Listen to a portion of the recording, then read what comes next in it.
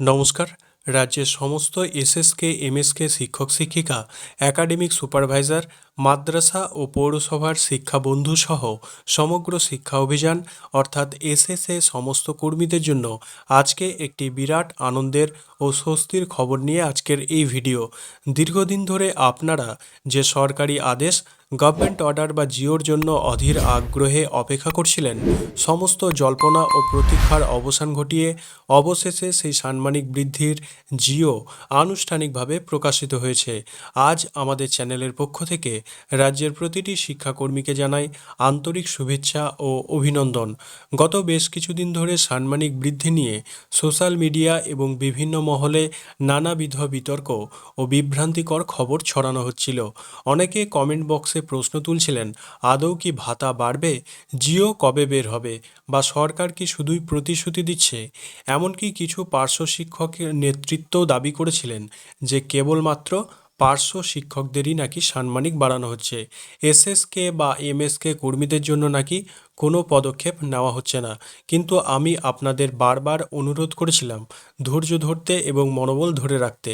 শিক্ষামন্ত্রী আগেই বিধানসভায় স্পষ্ট করে জানিয়েছিলেন যে এসএসকে ও এমএসকে সহ মোট প্রায় 55,000 সর্বশিক্ষা কর্মীর সাম্মানিক বৃদ্ধির সিদ্ধান্ত সরকার গ্রহণ করেছে। আজকের এই জিও প্রকাশের মাধ্যমে এটি পরিষ্কার হয়ে গেল যে আমাদের দেওয়া প্রতিটি আশ্বাস সত্য ছিল। সমস্ত কুৎসা, অপপ্রচার ও গুজবের যোগ্য জবাব আজ এই সরকারি বিজ্ঞপ্তির মাধ্যমে পাওয়া গেল। আমরা জানি অর্ডারটি বের হতে কিছুটা দেরি হওয়ায় এবং চলতি মাসে সাম্মানিক পৌঁছাতে বিলম্ব হওয়ায় আপনারা অনেকেই গভীর চিন্তায় ছিলেন।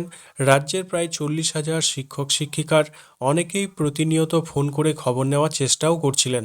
তবে আজ সমস্ত গ্লানি, অনিশ্চয়তা ও দুশ্চিন্তা মুছে ফেলে আমাদের পুজোর আনন্দে মেতে ওঠার সময় হয়ে এসেছে। নতুন সরকার দায়িত্ব নেওয়ার মাত্র 4 মাসের মধ্যেই কর্মী পিছু 5,000 টাকা করে সাম্মানিক বৃদ্ধির ঐতিহাসিক সিদ্ধান্ত নিতে চলেছে এবং তার জিও প্রকাশ করেছে। আমরা জানি যে দীর্ঘ 15 বছর বঞ্চনার তুলনায় এই বৃদ্ধি হয়তো সম্পূর্ণ পর্যাপ্ত নয়, তবে এই ইতিবাচক পদক্ষেপকে আমরা স্বাগত জানাই এবং আমাদের স্বাগত জানানো উচিত। আশা করছি দুর্গাপুজোর আগেই এই বর্ধিত সাম্মানিক আপনাদের হাতে পৌঁছবে এবং পুজোর উৎসবকে আরও আনন্দময় করে তুলবে। তবে জিও বের হয়েছে বলেই কিন্তু আপনাদের লড়াই এখানে থেমে থাকলে চলবে না এবং থেমে থাকা উচিতও নয়। সাম্মানিক বৃদ্ধির পর এখন আমাদের প্রত্যেকের মূল নজর দিতে হবে মৌলিক দাবিগুলোর দিকে।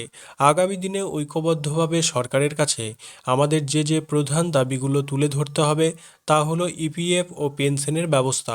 সমস্ত এসএসএ কর্মীদের জন্য অবিলম্বে ইপিএফ এবং সুবিধা কিন্তু এর সুনিশ্চিত করতে হবে এবং অবসরকালীন স্থায়ী পেনশনের কাঠামো তৈরি করতে হবে।